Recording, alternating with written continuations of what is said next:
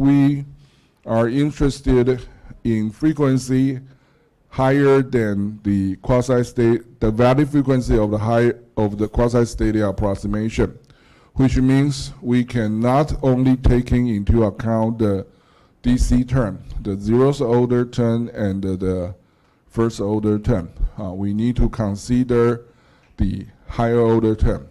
So look at the structure we have here is an inductor structure, as we've seen before. So it still looks like a parallel plate where the right end of the structure is connected with a vertical metal plate. So it's a inductor structure at the low frequencies. So we write up the associated electrical field expression, including the first term, EX1, and the third term, EX3.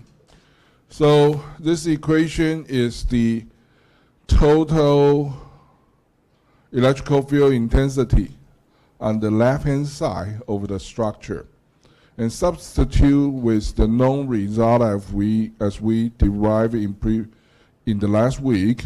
The first term writes J omega mu times L times I over W, while the second term, which is corresponding to the EX3 term, is J omega to the cube, times mu to the square times epsilon times L to the square divided by 3 times I over W.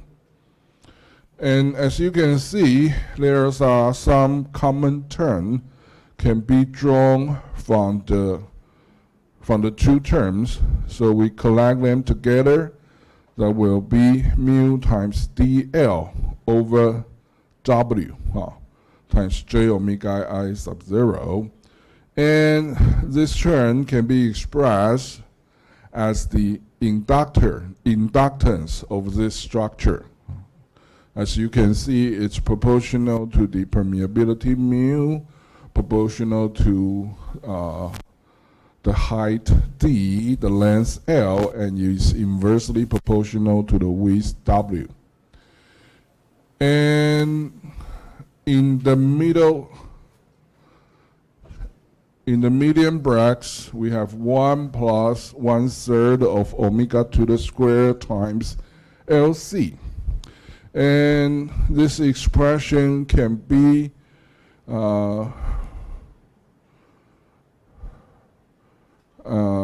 we can find the equivalent circuit for this expression using the same technique we used yesterday, that is this relationship. So you can put this relationship in the denominator into nominator over here. That's 1 minus 1/3 of omega to the square times LC. And it can be further decomposed into 1 over J omega L, which is the admittance of an inductor, and J omega C over 3, which is the admittance of a capacitor of value C over 3. So to the top right is the equivalent circuit of this structure. It becomes an inductor connected in parallel with a capacitor of 1 over 3. So we see it exhibit both inductive property and capacitive property at which frequency range? High frequency range, higher than the quasi-steady approximation. At a low frequency range, the capacitive term shall disappear. We will only observe the inductive property from this structure. However, as the frequency goes up, the second term becomes more and more important. So we will observe the capacitive property of this structure. How? Can you interpret this phenomenon based on physical concept? What happens when the frequency goes high enough, this thing shall becomes a capacitor instead of an inductor. At higher frequency, the wavelengths become smaller and smaller, which means the structure becomes larger and larger. When the frequency is low, the wavelength is high. So as you can see, this is an inductor, right? I can find the parallel plate as well as the end plate. So this thing is an inductor. However, imagine that you are a small ant, okay? As the frequency goes up, this structure becomes larger and larger and larger. So you are a small ant and you are standing over here. What can you see? The top plate and the bottom plate. The end plate is so far away that you can see it. So at this moment, you will see, this is a capacitor. And the structure shall behave like a capacitor if the frequency is high enough. At the very moment, you only found the influence in the left end region. Well, so it makes sense. If you cannot see the right end, it looks like a capacitor, okay? And it's not a very effective capacitor because it connects at the end anywhere. So the electrical field, which goes from top to right, is not distributed homogeneously as a two parallel plate capacitor. The electrical field is strong on the left-hand side and approaches to zero on the right-hand side. So therefore, as similar to the previous case, the effective capacitance of this structure is only 1/3 of C. It's only 33% of the capacitance if the end plate is removed. Okay? So beyond the quasi-state, beyond the value frequency of quasi-static approximation, the structure may exhibit either capacitive or inductive properties according to the frequency. Which means if you're taking the fifth terms into account, then as the frequency goes high enough, this structure will exhibit inductive property again. If the fifth terms get involved in this equation. And if the seventh term is involved, then this thing will becomes capacitive again. Okay? All right, so let's move on to the next topic. In section 5.6, we will talk about magnetic circuit, which can be analogs like the electrical circuit. So here we will use the terminology developed for electrical circuit to describe the magnetic circuit. So in this slide, on the left-hand side is a conventional electric circuit. The source is a voltage source, which is labeled as V sub 0. So the top end, you have a higher voltage of V sub 0, and the bottom end of the gap is V equal to 0. And because of the And this circuit is made of electrical conductor, which has a high sigma value, high conductivity.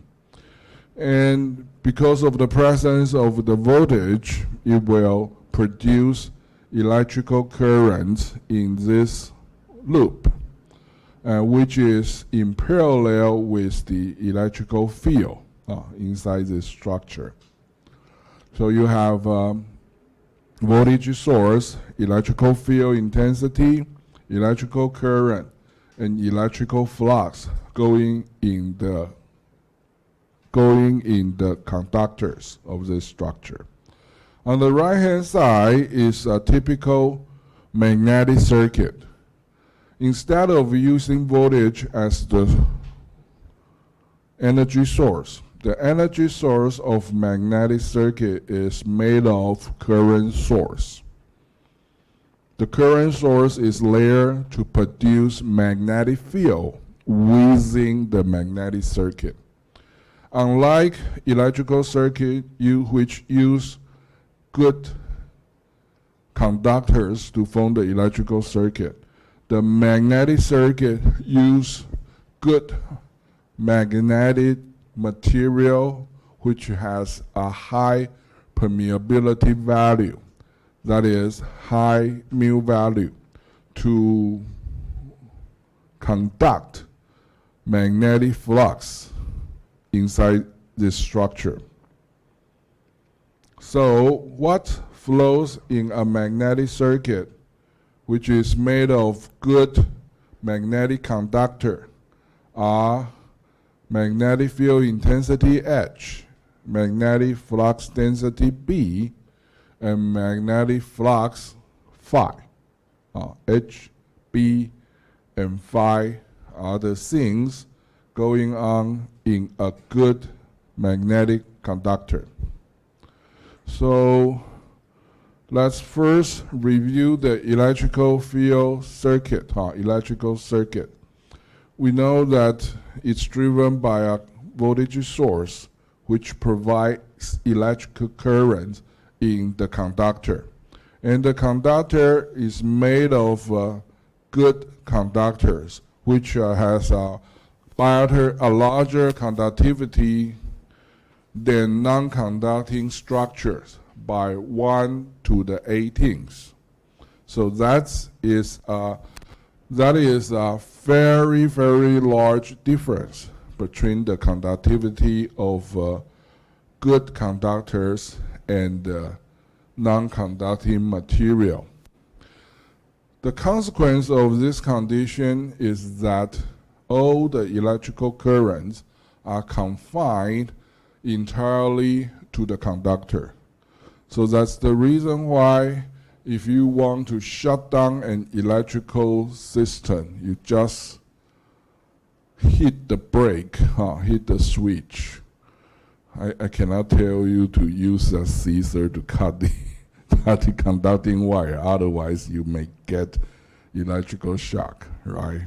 So that's not the right way to do so, okay? But anyway, as long as you can break up the conducting structure, then there will be no current flowing in this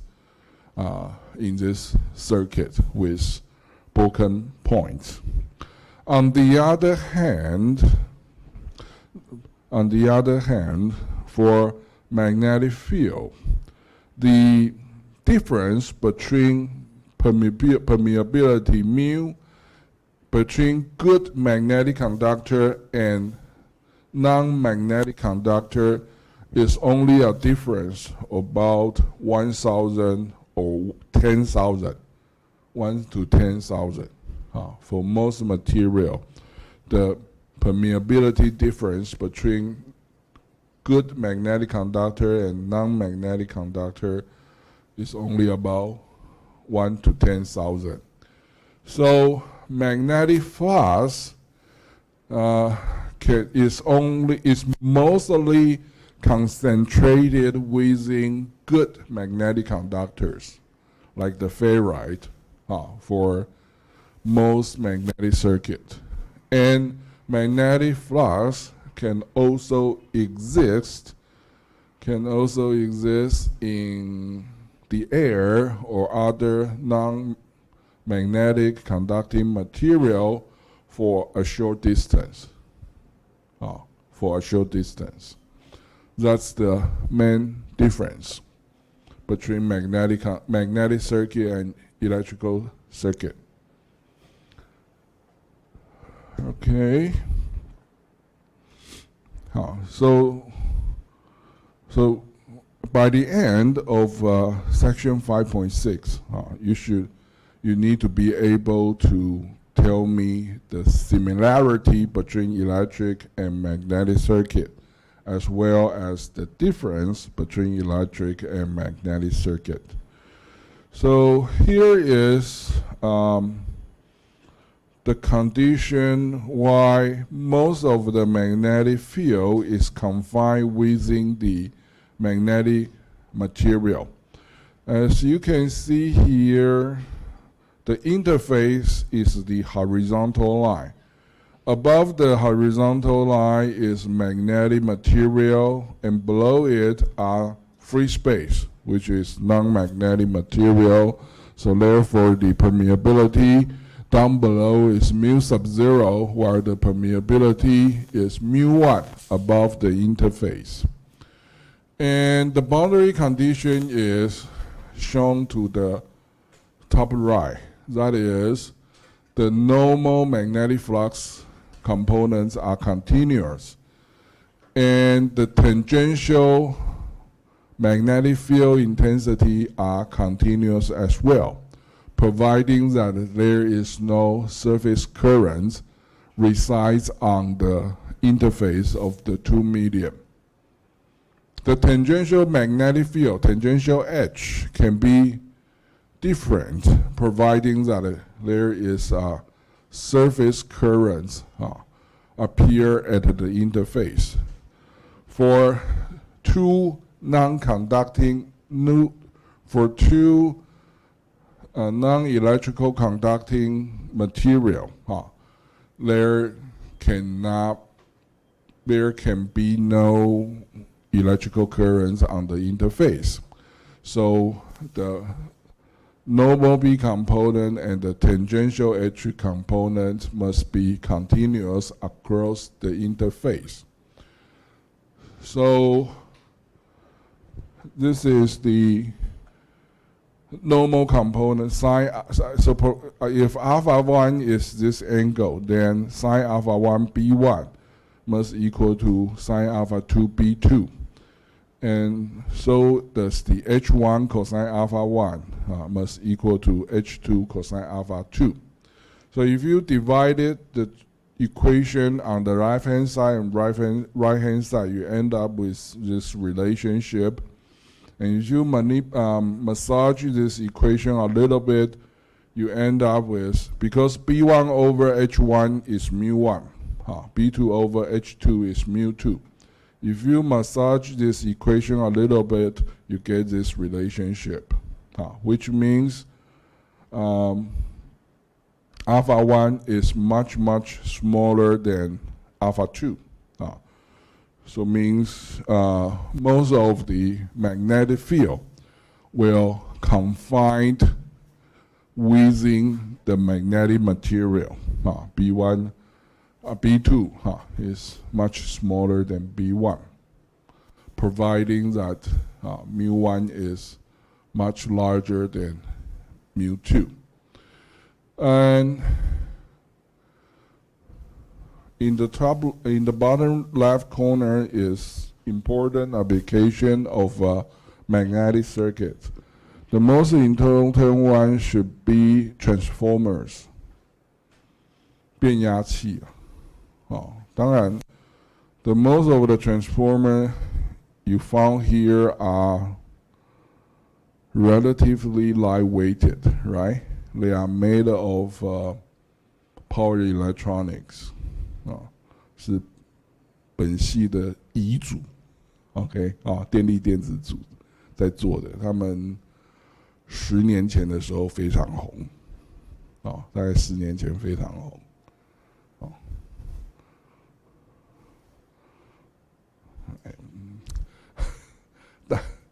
但是真正那一种电力电子做的那个 transformer 是有极限的，它的极限在哪里 ？Power handling 它的 power rating usually the transformer made of power electronics is limited to 1 to 5 watts. On the other hand, if you want to handle voltage transforming in the range of 1,000 or 2,000 watts, you need to use magnetic circuit to form such kind of transformer. You're just having the ferrite core and wrap around with the current wire loops to do the voltage transforming. And with that method, with that approach, the transformer is very, very heavy. Okay, but the good side of this thing is the power rating. And aside from the transformer, electromagnet is also important, as well as motors or power generators. Okay. So here's the example of electromagnets. Okay. And here let's do the comparison of electric circuit and magnetic circuit. Here is the very simple electric circuit. You have voltage source, you have the conducting loops of electrical current, which can be represented as an resistor. The resistance is the ratio of voltage over current. Note that in the DC case, in the static current case, the resistance will be proportional to the length of the wire, inversely proportional to the conductivity, and inversely proportional to the area of the wire cross-section. So bigger the wire, the smaller the resistance. However, this expression is only valid for the DC case because of the presence of eddy currents, because of the Lenz's law. If you apply time variant voltage on the electrical conductor, then most of the current will concentrate it on the circumference of the wire, not in the middle. The middle of the wire will be depleted with electrical currents. That is, no currents found in the middle of the wire. And here is the circuit analogy for magnetic circuit. The source is replaced, the source V in the electrical circuit is replaced with Ni. I is the amount of the currents in the source loop. N is the number of turns on the magnetic current source. This is a common practice because to produce magnetic currents large enough, you need to increase the number of turns so that the amount of magnetic currents can be amplified, can be increased. Otherwise, you will use a current source with a very large magnitude, which is relatively dangerous. Because to cause damage for electrical shock. The damage is usually caused by the amount of electrical currents, not the amount of electric voltage potential. Not the damage is not caused by the voltage difference. It's mainly caused by the amount of current, which is where the actual energy resides. All right. So the source is made of Ni, and the source will be depleted within this magnetic circuit. So that will be the product of the length of the wire L times the amount of magnetic field intensity Hm within this loop. So by balancing this equation, you end up with the expression for magnetic flux density Bm and the magnetic flux, total magnetic flux within this wire. And by definition, the reluctance, which is similar to the resistance in an electrical circuit, in magnetic circuit, we use reluctance instead. It's also proportional to the length of the magnetic conductor, and is also inversely proportional to the permeability and the area of this magnetic conductor. And it can be found as Ni over phi. So here is the analogies between reluctance in magnetic circuit and resistance in electrical circuit. So in this slide, we compare the source for electrical field system and magnetic field system. The source is V sub V for electrical field, and the actual field going on in the electrical circuit is electrical field intensity, which it becomes magnetic field intensity in a magnetic circuit. Here's the current density. There is the magnetic flux density. The associated electromagnetic material property is sigma, the conductivity for electric circuit, and permeability for magnetic circuit.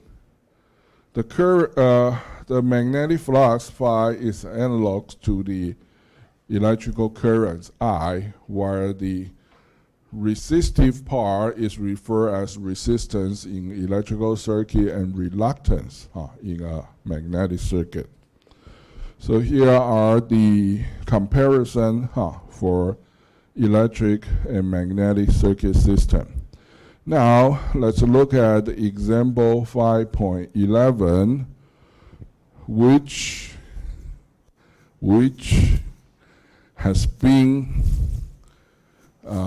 found in the midterm exam, as far as I can remember, in the more than 10 years. Okay? So you have found this kind of problem in your reference exam sheet, 考古题. And very, very, very likely you will find a problem like this in the midterm next week. Okay, so you have to pay attention, right, for this problem. Okay, so in this case we have a magnetic conductor. And it's in the shape of 日字形啊, okay, it has 3 legs, and very interestingly, one of the leg is broken. The leg to the right is broken, with a small gap Lg of 0.2 millimeter, which makes this problem a little bit more interesting. The lengths of the three legs are 20 centimeter, 20 centimeter, 20 centimeter, 10 centimeter, and 20 centimeter respectively. The cross-section area of the three legs are 3 centimeter, 6 centimeter, and 3 centimeter, as you can find in the problem description. What we want to find is to determine the value of magnetic source Ni required to establish a magnetic flux of 4 times 10 to the minus 4 at the gap on leg 3. Which means what? You want to find corresponding Ni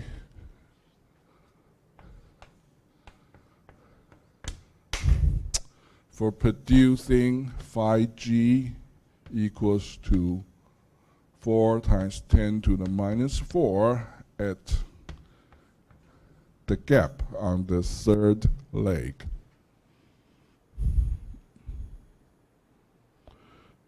So the first thing is similar to what we do to solve electric circuit problem, as you have done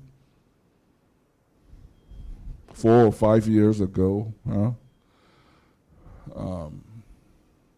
We write up associated equations. So first principle is magnetic flux is continuous. It's continuous at the node.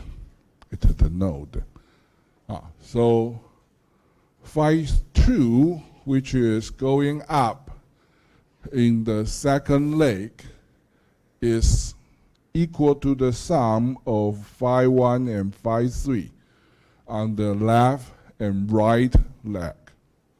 So we have phi 2 equal to phi 1 plus phi 3. And phi 3 must equal to phi g at the gap of the third leg. This is analog. This is similar to what we have in KCL, Kirchhoff circuit law, in the calculation of electrical circuit. And of course, we can have relationships similar to KVL, Kirchhoff's voltage law. That is, the overall magnetic potential drop across one loop should be the same.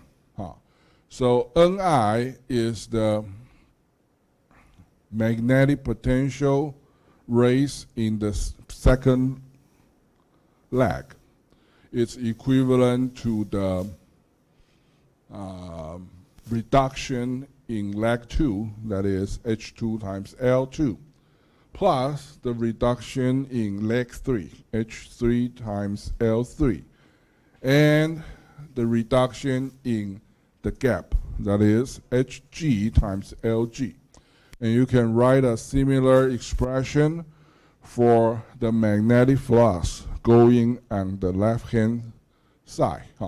That is Ni equals to H2L2 plus H1 times L1. So if you massage the two equations together, you end up with H1L1 equals to H3L3 plus HGLG. And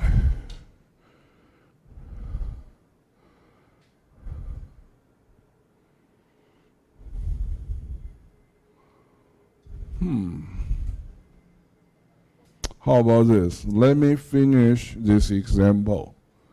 And we have a short break. And after we finish section 5.7, we may stop earlier today. Okay? So let's let me finish example 5.11. If you need, you can go to the bathroom. So here's an interesting. 这怎么讲嘞？其实不要这样做也可以啦，也不会有太大差异啦，哈。但是有点在装逼吧 ，OK 哈。事实上你会觉得你不这样算哈，直接把有效截面积就当做是这一个截面积，那个算出来值不会差太多，几乎是一样哈。But anyway, the authors assumes the magnetic flux at the gap, at the air gap, will spread out a little bit. So to account for the spread out of the effective region at the air gap, which means you need to take into account of the fringing field. So he recalculated the effective cross-section of the air gap. That is which is the length of that leg plus the a thin border region, which is equivalent to half of the size of the gap. So the gap size is Lg, and the magnetic field will spread out a little bit to half of Lg, half on the right hand side, half of Lg on the left hand side, on the top and on the bottom. So therefore, the length of this effective aperture becomes square root of 3y, because we know the problem says the area of leg 3 is 3 centimeter to the square. 3 centimeter to the square. 2 square centimeter. So the length is square root of 3. So square root of 3 plus Lg, which is plus half of Lg and plus half of Lg, and Lg is 0.2 millimeter.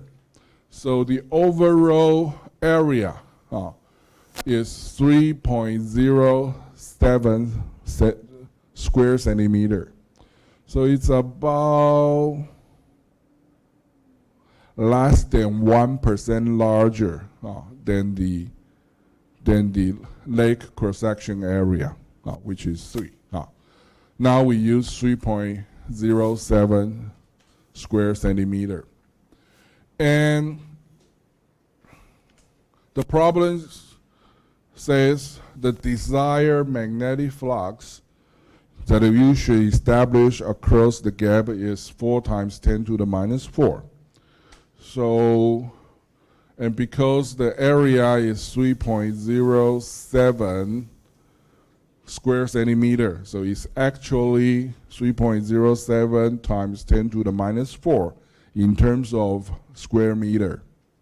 So the magnetic flux density we have at the gap is 1.303 Weber per square meter.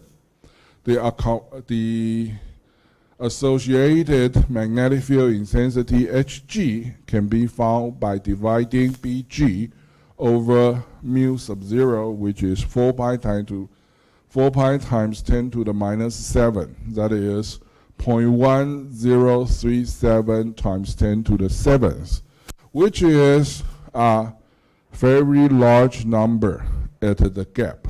A large number, a large magnetic field intensity, well, that is the largest magnetic field intensity you can find in this magnetic circuit. So what happens about the magnetic flux and magnetic field intensity within the ferrite core?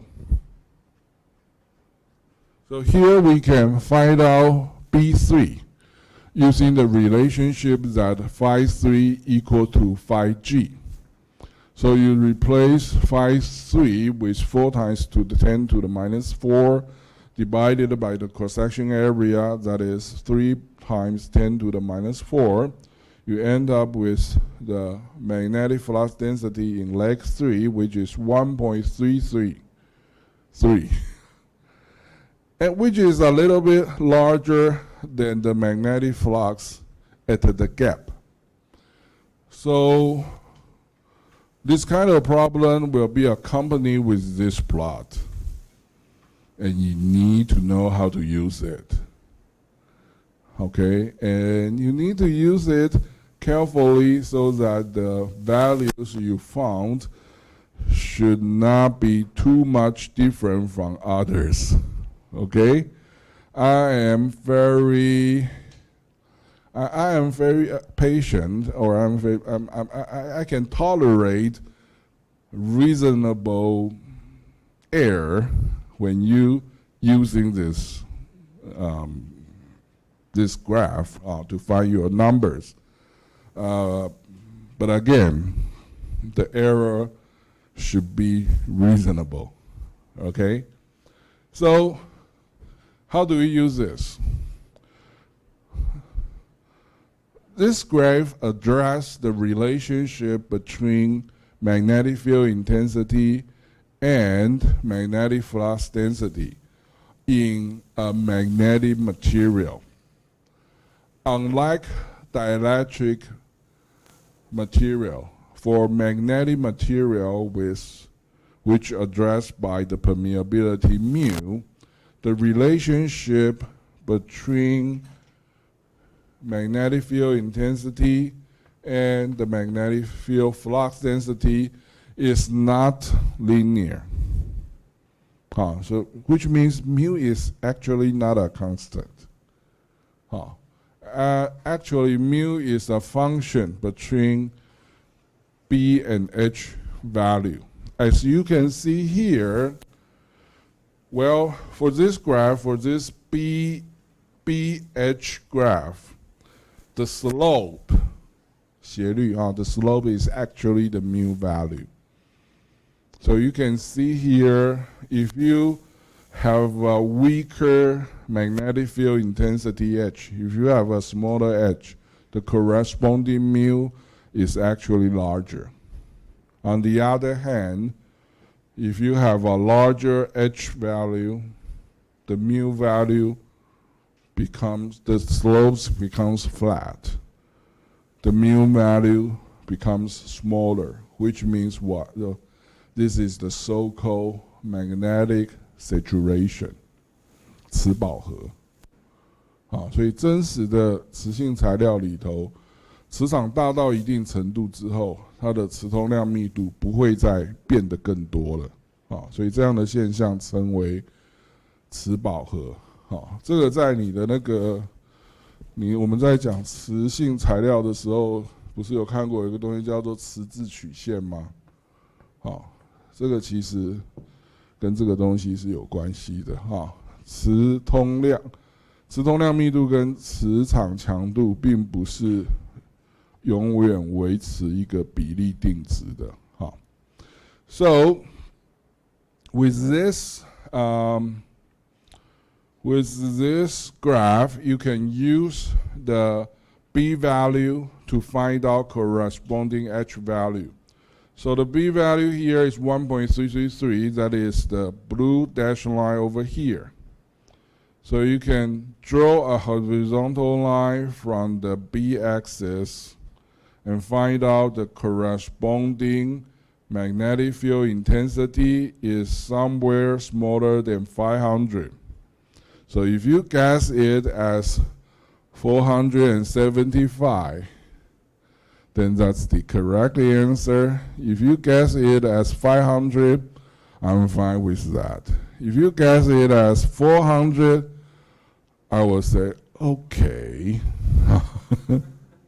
I can accept that. But if you guess it as 200, well, then you are off too much. You should check your eyesight, okay? All right, so the corresponding magnetic flux density, field intensity is 475 on leg 3. And you can use this approach to find out the corresponding H1 in the first leg, because now you have H3 as 475, L3 as 0.2, Hg as 10 to the 6, Lg is 0.2 times 10 to the minus 3. So the corresponding H1 is 302. So use 302,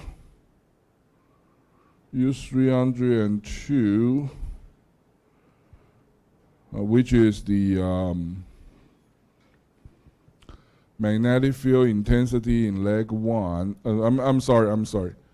302 is H1 times L1, because L1 is 0.2 only. So H1 is actually 1500. So to find out the corresponding B1 value, you should draw a line from the H horizontal axis, 1500 going up and going to the left. You have the B1 value, which is around a little bit larger than 1.5. And the example 5.11 says the number is 1.56. Okay? Then with the B1 value and cross-section area, which is 3 times 10 to the minus 4, you end up with the total magnetic flux on the leg 1, that is 4.68 times 10 to the minus 4. And the magnetic flux in leg 2 can be found by summing up phi 1 and phi 3. That is 5.68 times 10 to the minus 4. You can find out the corresponding B2 value, that is 1.447, which is also close to 1.5. And you can find out the corresponding H2 value, that is somewhere around 750. So with all this number, you can find out the required Ni value will be the sum of H2L2 and H1L1, which is 377.4 amp. Which means if you have an 1 amp current source, the coil will have 377 turns. Okay? So you need to practice with example 5.11, and any problem associated with this kind of problem in your reference exam sheet and the homework. Okay? Because this is a given. Well, you will find this problem in your midterm. Okay? So you need to know how to find out B from H and how to find B from given H. Okay? And the last thing is find out the associated reluctance at each leg, which by the use of definition, that is H1L1 divided by B1A1. You can find out what is the largest reluctance that you can find here. It's in the gap, even though the length of the gap is much smaller than the other 3 legs, because the permeability is too small, so it end up with the largest reluctance. And R1 and R3 have the same length of 20 centimeter, but the reluctance one in L1 is 3 times as large as leg 3. Why? Well, because leg 3 is connected in series with RG. So it actually has the largest total reluctance, which ends up with smaller magnetic field intensity. So it's the smaller magnetic flux in leg 3, so that you have a very different amount in the reluctance of leg 3 and leg 1. Okay. On the other hand, the leg 2 is much thicker and is 2 times shorter than leg 1 and leg 3. As a consequence, the reluctance in leg 2 is only a fraction of the other 2 legs. Okay, so let's break for 5 minutes.